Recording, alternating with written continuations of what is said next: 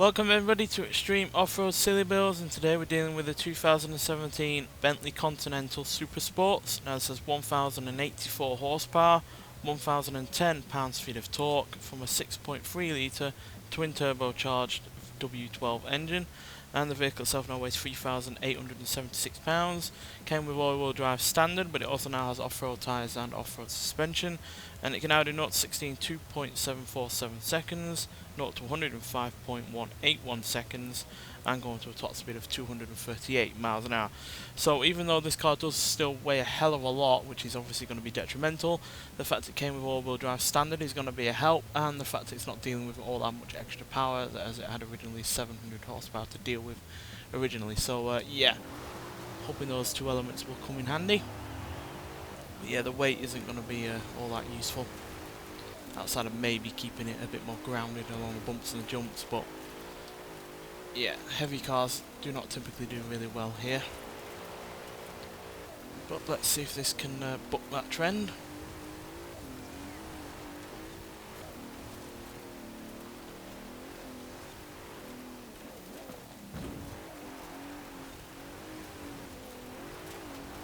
And because it came with all-wheel drive standard, we're not going to be suffering from the any unexpected understeer, because even this car in stock didn't have all that much. In fact, it really likes to drift, as it seems.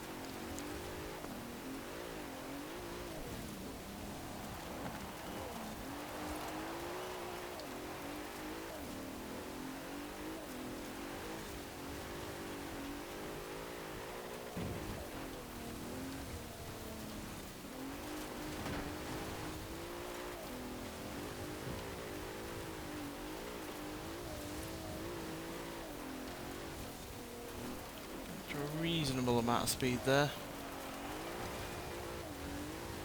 Not quite as much as you might expect for a car that is as powerful as this.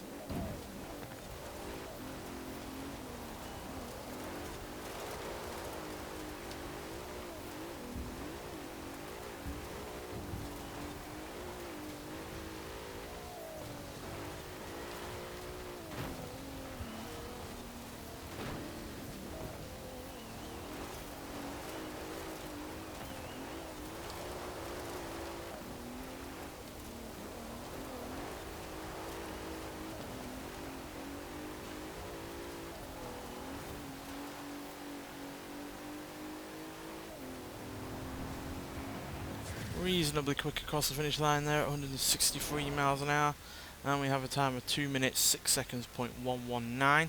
So not quite as quick as the Bugatti Type 35C from the previous episode, as it's nearly 2 seconds slower than that, despite that being the oldest vehicle that we've had on this series so far. But it has nonetheless managed to match the Renault Clio RS197, beat the Renault Sport Clio, Hillman Imp, Mercedes-Benz E350D, Nissan GTR, Lancia Stratos HF Stradale, and the Ford Escort RS1600. So it's beaten some, more rally-orientated vehicles, especially in the form of the Lancia and the Ford. But it's also slower than the likes of the McLaren 720S Coupe, Renault Alpine A110, Mercedes-Benz X-Class, and the Mitsubishi Lancer Evolution from 2006. So yeah, bit middling to be honest, but I guess the immense amount of weight really has harmed it, because cars around it were far lighter than this, and obviously plenty of cars that are faster than it were also a lot lighter as well.